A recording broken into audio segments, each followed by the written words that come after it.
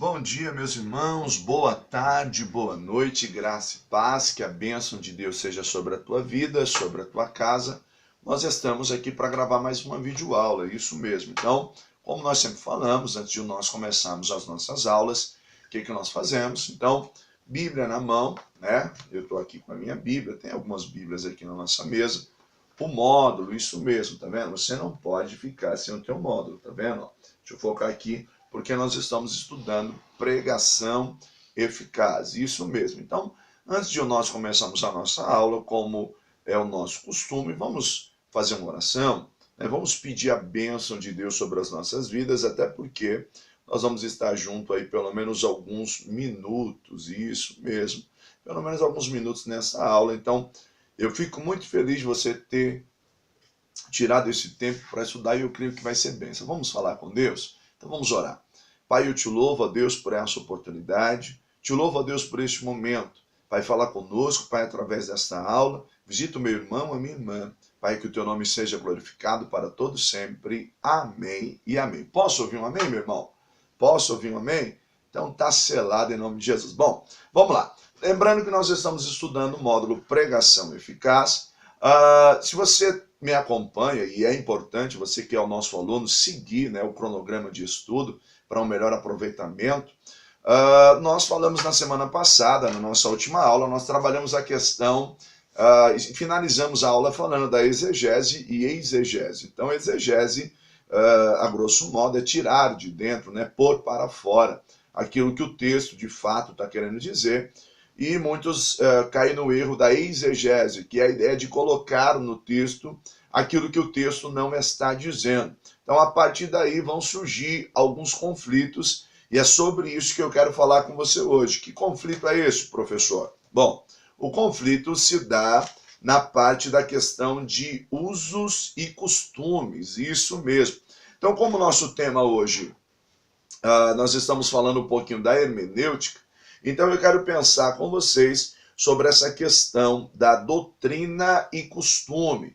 Então, o que é costume e o que é doutrina, né? Muitas coisas a gente sabe que se encaminha, que entra, né, no caminho, na ideia do usos e costumes, mas outras são questões doutrinárias. Então, dentro dessa ideia da exegese, às vezes as pessoas colocam dentro do texto aquilo que de fato o texto não está dizendo. Então vamos lá. Deixa eu ler um pedacinho aqui do nosso módulo com você. A questão de doutrina e costume sempre foi motivo de grande discussão em meio às instituições religiosas. É neste momento que a hermenêutica bíblica entra em cena, pois como uma ferramenta de interpretação vai auxiliar-nos a entender o que de fato consiste em doutrina e o que é costume. Bom, essa é a introdução do nosso módulo. Então vamos lá. O que é doutrina? Você já parou para pensar? É comum nós vermos dentro das instituições de fé, né, instituições que professam a Cristo, falar ou fazer citações. Estão mudando as doutrinas, estão mudando a sã doutrina. E aí nós precisamos estar atentos, à luz da hermenêutica bíblica, o que de fato seria essa sã doutrina, o que de fato é. Então vamos lá. O que é doutrina? À luz da Bíblia, a doutrina é um ensino bíblico normativo, terminante, final, derivado das Sagradas Escrituras, como regra de fé e prática de vida para os seus membros. Então vamos entender uma coisa. A doutrina é vista na Bíblia como expressão da prática na vida do crente. Logo, as doutrinas da palavra de Deus, elas são santas, divinas, universais e imutáveis. Então, eu queria que você decorasse isso. Por quê? Porque, na verdade, as doutrinas, elas são santas, divinas, universais e imutáveis. Santas, santo vem a ideia de separado, ou seja, é o oposto do profano, do comum. Então, a ideia da doutrina, a doutrina bíblica, ela é algo que é santo, ela é separado, ela é fora do comum, ela é algo que vai nos levar a uma consagração. Divinas, por que são divinas? Porque são pertencentes a Deus, provenientes de Deus, claro. E universais, porque de fato ela se estende a tudo e a todos. Então isso aqui já começa a abrir o leque para o nosso estudo. Por quê? Porque, na verdade, a doutrina bíblica, ela é doutrina e ela é imutável, ou seja, que não se pode mudar, ela é permanente e ela vai ser uma doutrina tanto aqui como em qualquer parte do globo, ou seja, ela não varia de local, de estado, de região, ou até mesmo de igrejas, de comunidades de fé. Ela é doutrina de Deus aonde quer que ela esteja. Então você já tem que guardar isso no seu coração, porque a partir daí nós já começamos a fazer o quê? Uma diferenciação entre o que é costume e o que de fato é a doutrina. Bom, a palavra doutrina, ela vem do latim doctrina, que significa ensino, né, ou instrução. Se refere às crenças de um povo e de uma religião. Mas no Velho Testamento, né, o termo usado, né, é legaste, que vem de lagar, que quer dizer receber, apareceu no sentido de doutrina, que vem é a ideia de um ensinamento que foi dado, foi recebido. Aí quando você tem essa ideia no Antigo Testamento, é algo que veio de Deus, ou seja, são ensinamentos que foram dados por Deus. Então essa ideia é muito forte no Antigo Testamento, principalmente no Pentateuco, que é a ideia dos ensinos que foram dados por Deus a Moisés. Isso mesmo. Então, esse ensinamento foi dado por Deus a Moisés. Então você tem lá em Deuteronômios 32, 1 e 2, vai dizer assim, ó, escutem, ó céus, e eu falarei, ouçam, ó terra, as minhas palavras, as palavras da minha boca, que o meu ensino caia como chuva e as minhas palavras desçam como orvalho, como chuva branda sobre o pasto novo, como garoa sobre tenras plantas. Então essa ideia de que é algo que Deus deu, ou seja, caiu como chuva sobre o povo. Deus entrega isso ao povo.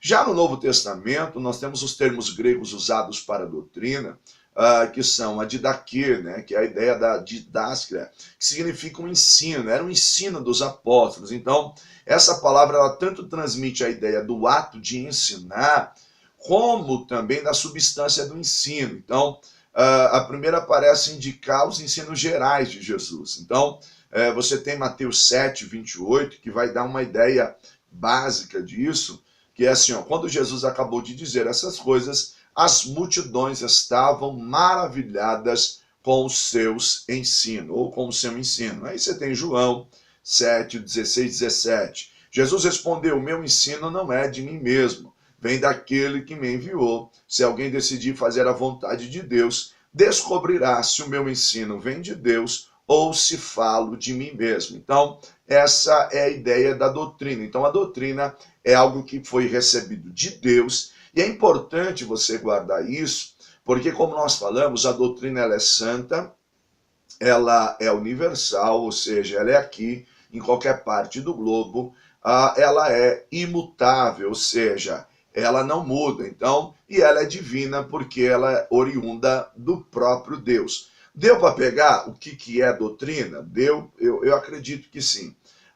Vamos lá, então, agora dar uma entendida aqui no que é costume. Bom, o costume, vamos lá, eu quero que você pense comigo e se entenda claramente o que é costume. O costume é imposto por convenções humanas de maneira espontânea ou obrigatória. Muitos tentam achar textos bíblicos para justificar a perpetuação do seu costume ou da sua tradição. Mas deixa eu falar algo aqui. Então, o costume, ele não é divino. O costume, ele é humano, ele é imposto. Ele está ligado a uma região, está ligado a uma cultura, está ligado a uma forma, um modelo de criação. Existem famílias que foram criadas, tem um modelo, tem um padrão de criação. E aí, qual é a ideia que nos transmite? É que cada família tem um costume. Então, o costume ele vai ser, de certa forma, local. Mas deixa eu abrir um parênteses para você aqui. Na verdade, não é porque é costume que é ruim ou diabólico. Nós também precisamos tirar essa mentalidade de que foi costume, é algo ruim. É costume, é algo diabólico. Não. Por exemplo, faça uma observação você na sua vida cotidiana. Com certeza você deve ter bons costumes ou até mesmo maus costumes. Por exemplo, um bom costume, quando a família se reúne e tem a prática de comer em volta da mesa. Isso nos nossos dias é uma prática que tem ficado esquecida, mas é um ótimo costume, é um bom costume que jamais deveria se perder ou jamais deveria ter sido abandonado. Um mau costume, comer no celular, comer na televisão, aonde, por exemplo, você tem uma família de 4, 5 membros e um está comendo isolado no quarto com a televisão, o outro está na cozinha, tem uma televisão, o outro com um tablet, com celular, as crianças cada um num canto, não saboreiam a comida, não desfrutam desse momento em família, em comunhão, né? E isso é um mau costume. A gente come correndo, a gente engole a comida, não saboreia, e isso é muito ruim. Tem sido prejudicial, por quê? Porque tem rompido laços. Então percebe que não é porque é costume que é diabólico ou ruim. Existem muitos costumes que são muito bons, e aqui eu quero abrir um parênteses aqui para a minha opinião. Eu penso até que existem alguns costumes que a igreja jamais deveria ter aberto mão da maneira que abriu, né? Alguns costumes que demonstravam, na verdade, um grande zelo pela obra de Deus, um temor. Eu não estou falando de imposição de jugo, de uma religiosidade, mas eu falo aqui na verdade, de algo que realmente traz um compromisso, um zelo maior. Bom, então, para fechar o nosso raciocínio aqui, então a doutrina ela é de origem divina e o costume é de origem humana. Logo, é imprescindível que a gente tenha essa ideia, considerando que a doutrina bíblica, para ser doutrina bíblica, é preciso que ela esteja exposta, né, na verdade, em todas as escrituras. Então, principalmente sendo ratificada pelo Novo Testamento, isso mesmo, porque você tem contextos que são culturais, e aí quando você tem essa ideia que ela é apresentada, né, no Novo Testamento ou em toda a Bíblia, e não apenas em um texto isolado. Qual é o perigo de tudo isso? Nós estamos estudando hermenêutica. É quando você pega um texto isolado, e a partir desse texto isolado, você desenvolve o quê? Um costume, e aí você ensina ao povo como uma doutrina. Isso é muito perigoso. Isso vai tornar-se, de fato, prejudicial. Então, muito cuidado com isso. Para ser considerada uma doutrina bíblica, é preciso que ela esteja exposta em toda a Bíblia e não apenas em textos isolados. Então, você tem um texto que vai dar amparo para aquilo que, de fato, você está tratando. Então, eu tenho um quadro aqui, e é interessante, você que tem o nosso módulo, e eu fiz questão de colocar esse quadro aí para você ver. Deixa eu apresentar esse quadro aqui para você, tá vendo? Deixa eu focar bem aí na tela. É muito legal esse quadro. Que eu faço aqui, eu traço um paralelo entre doutrina e costume. Então vamos lá, vamos pensar aqui uma coisa. Quanto à origem, a doutrina é divina. Quanto à origem, a doutrina é divina. O costume, humano. Quanto ao seu alcance, a doutrina ela é geral. Já o costume, ele é local. Então, quanto ao seu alcance, a doutrina é geral, o costume é local, percebe? Que doutrina é doutrina em qualquer parte do globo. Todavia, o costume é local. Então, os nossos irmãos do Nordeste, os nossos irmãos do Sul, Sudeste, então, acaba, de certa forma, tendo costumes que são locais, que são direcionados ali ao povo, eles têm aquelas práticas, de fato, eles vivem aquele período ali, naquela região, aqueles costumes, isso está ligado à alimentação, isso, de certa forma, até o sistema de culto influencia, estilos musicais, não é verdade? Toda essa temática da inódia está ligado também a um costume, o ritmo, né? Isso é muito importante estarmos atentos. Quanto ao tempo, a doutrina ela é imutável. A doutrina ela vai ser imutável. Todavia, o costume é o quê? Temporário.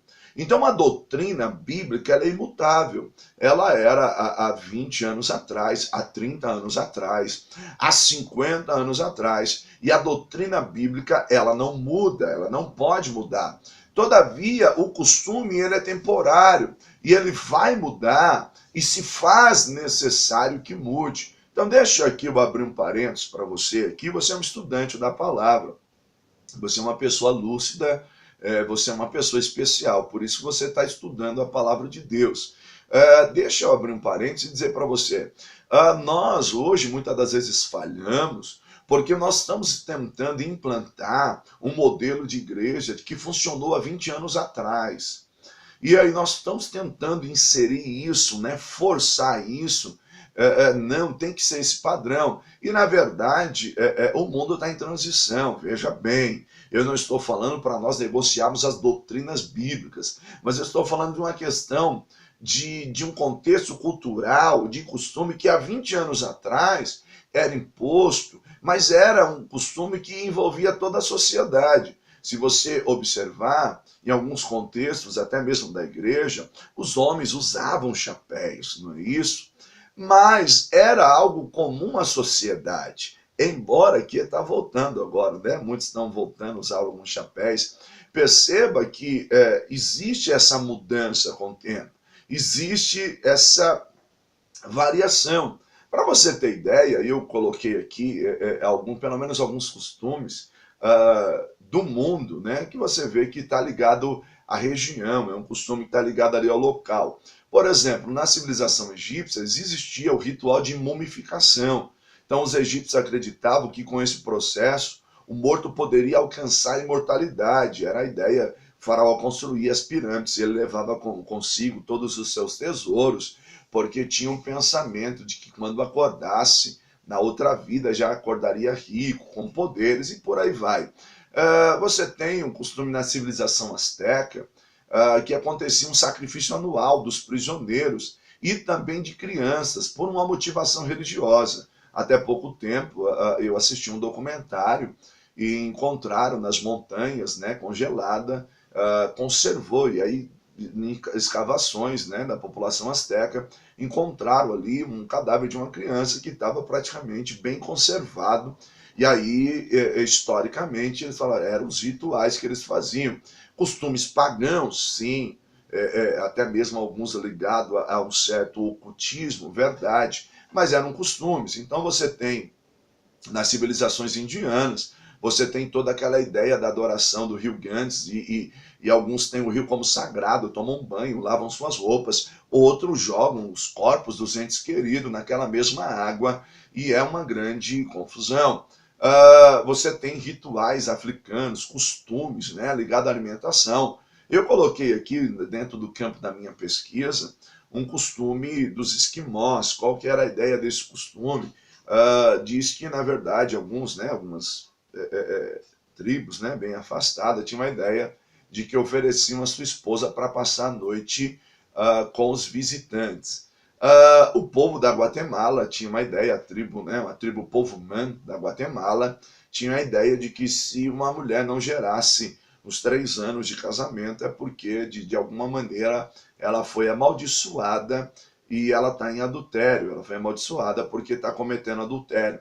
Então, são essas práticas, esses costumes que eram locais. Mas à luz de tudo isso que nós estamos falando, eu quero destacar alguns pontos que são de suma importância. O primeiro ponto é que a doutrina ela é imutável e você precisa ter em mente isso. O costume muda, mas a doutrina ela é imutável. Então, a doutrina, por exemplo, da justificação pela fé, que ela é exposta no livro de Romanos, não mudou, nem pode mudar e nem vai mudar.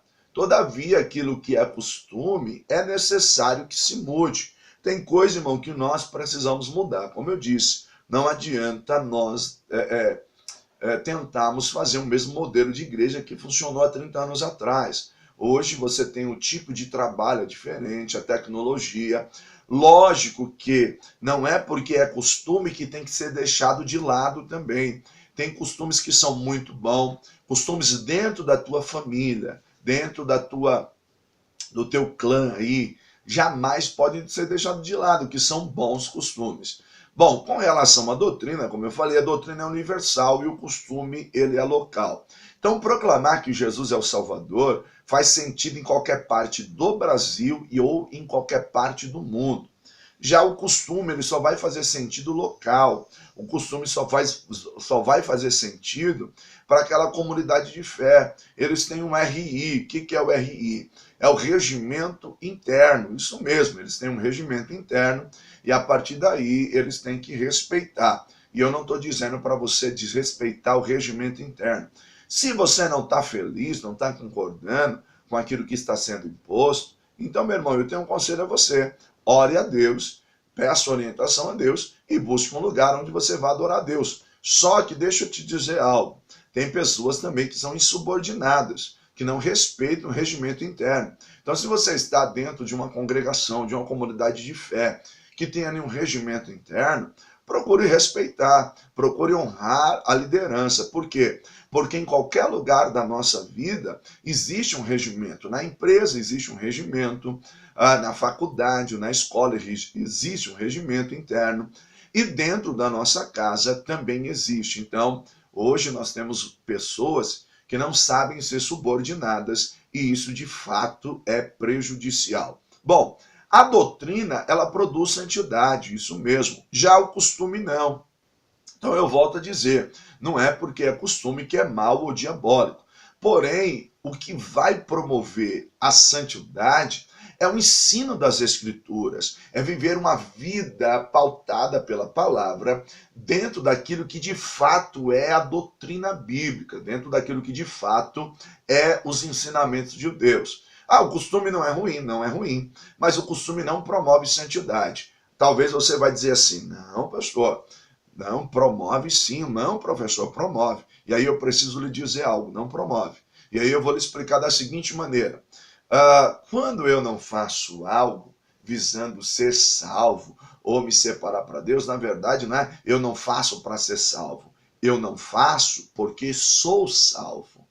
Eu não faço para ir para o céu. Eu não faço porque eu sou um cidadão do céu. Percebe a diferença? Então essa salvação, ela gerou em mim algo especial. Então a doutrina bíblica vai me promover uma santidade, de modo que eu vou me separar daquilo que não é bom. Então o costume pode ser bom, mas não vai me edificar. E aí então eu vou me separar, porque o que me promove, o que me dá a santidade é a doutrina. Agora o costume não. Agora é um bom costume, é um bom costume. O costume, o bom costume, ele não me traz santidade, mas ele me traz o quê? Pudor.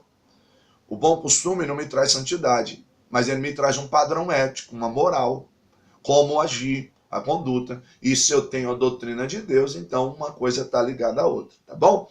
A doutrina é verdade absoluta, o costume é verdade relativa. Vou falar de novo.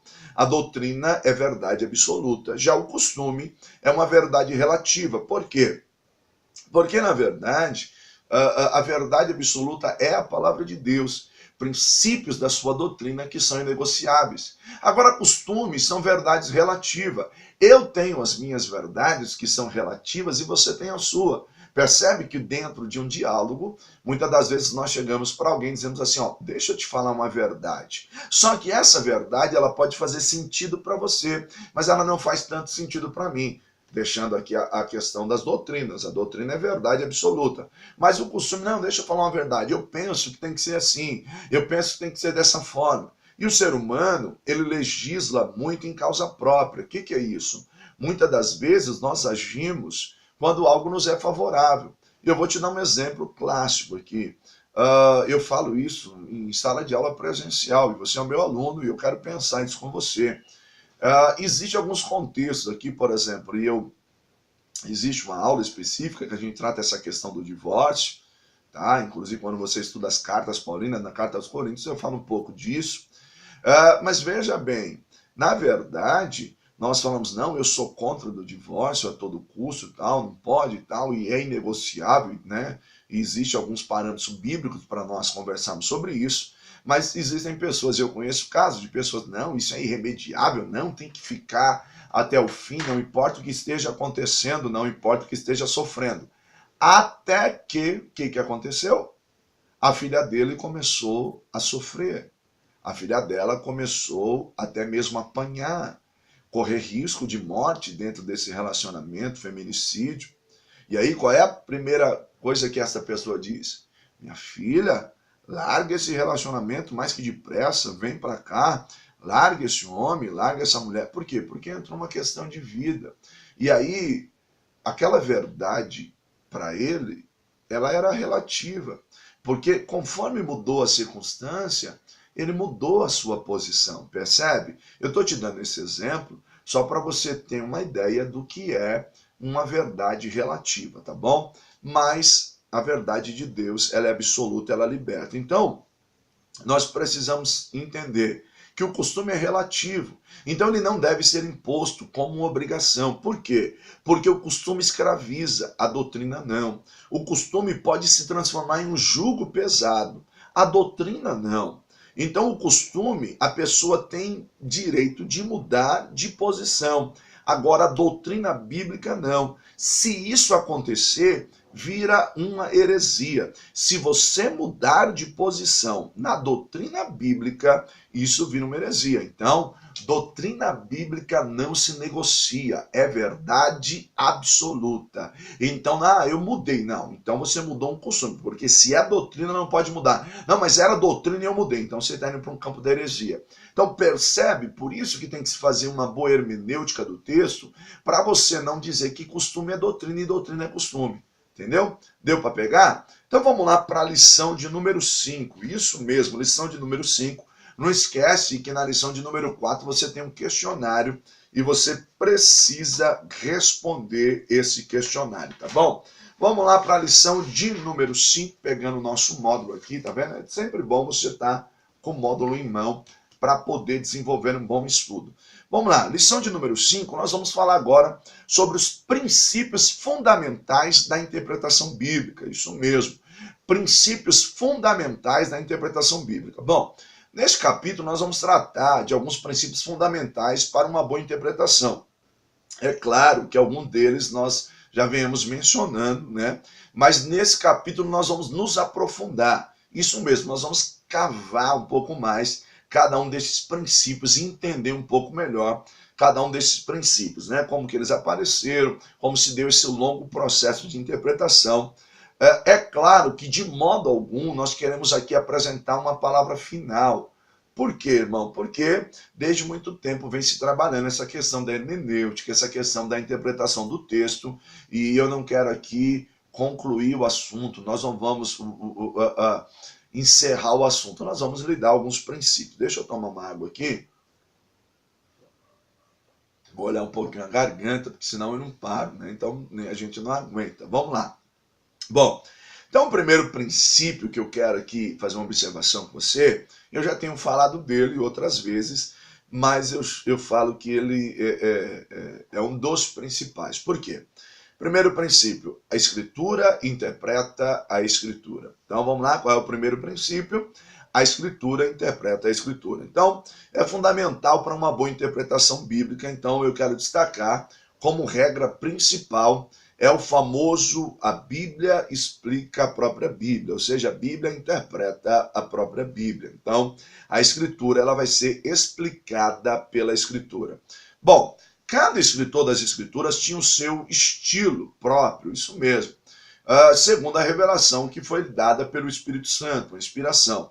Então não é de se admirar que cada um deles vai se utilizar de uma linguagem apropriada para a ocasião. Então, quando Deus, nós vamos estudar melhor isso em introdução à Bíblia, mas quando o Espírito Santo de Deus inspira os escritores, ele não anula o seu lado humano, aquilo que ele tinha. É claro que a palavra final é de Deus, ela é divinamente inspirada, mas Deus não vai anular esse estilo próprio. Então, o que acontece?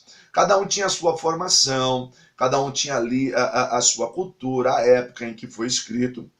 Então, para que eu possa obter um sentido completo do texto, das Escrituras, eu não posso desprezar o estudo do contexto, da gramática, das palavras, de passagens paralelas. Então, essa é a ideia, que a Bíblia interpreta a própria Bíblia. Então, a ideia é o seguinte, olha que interessante. Se não tivermos o conhecimento do ambiente e da formação do escritor, a nossa tendência é interpretar o texto fazendo a seguinte pergunta: o que isso significa para mim? O que isso quer dizer para mim? Na verdade, essa pergunta tem que ser feita a posteriori, depois de você ter feito todo um trabalho de pesquisa, ter realizado uma boa exegese, tirado de dentro, trabalhado os princípios da hermenêutica, legal. Agora eu tenho tudo isso, aí eu faço essa pergunta, que é a ideia da contextualização. O que isso representa para mim? O que isso de fato quer me falar? Então eu preciso, antes de buscar essa aparente revelação, né, algo que o texto quer dizer para mim, eu preciso então fazer a seguinte pergunta: o que isso significou para o autor e para os seus leitores, percebe? Olha a grandeza que eu estou te dando aqui. Então, ao invés de eu já ler o texto e fazendo a pergunta o que isso significa para mim, quando eu estou fazendo uma hermenêutica, estou usando a interpretação, vou interpretar o texto, eu de fato tenho que perguntar o que isso significou para o autor e para os seus leitores. Então é a ideia de que o que envolvia esse ambiente. Então, antes de eu fazer a aplicação, é preciso eu interpretar o texto primeiro, ou seja, o que ele tinha em mente quando escreveu. E para isso, irmão, nada melhor do que a própria Escritura. Então é a ideia de que a Bíblia interpreta a própria Bíblia, ou seja, eu vou buscar textos que vão me lançar luz naquele texto que talvez para mim seja obscuro, isso mesmo. Aquele texto que eu estou trabalhando agora, o texto que eu estou lendo, então eu vou permitir que a Bíblia interprete a própria Bíblia. E se nós tivermos tal costume, tal prática, nós evitaríamos grandes erros teológicos. Então, eu quero chamar a tua atenção que você não pode desprezar o abismo cultural resultante de significados, diferença entre a cultura dos antigos hebreus e a nossa. Você tem um abismo no meio. O que isso representava na sua época, o que isso quer dizer para nós hoje. Então, como que eu vou romper com esse abismo? Eu também vou procurar outros textos para mim ter uma ideia do que é que o autor está falando. Então, isso vai me dar informação de um contexto da época. Então, nós devemos lembrar que a palavra de Deus ela foi originada de um modo histórico, e eu não posso desprezar isso. Então, só que também ela não pode ser entendida também só à luz da história.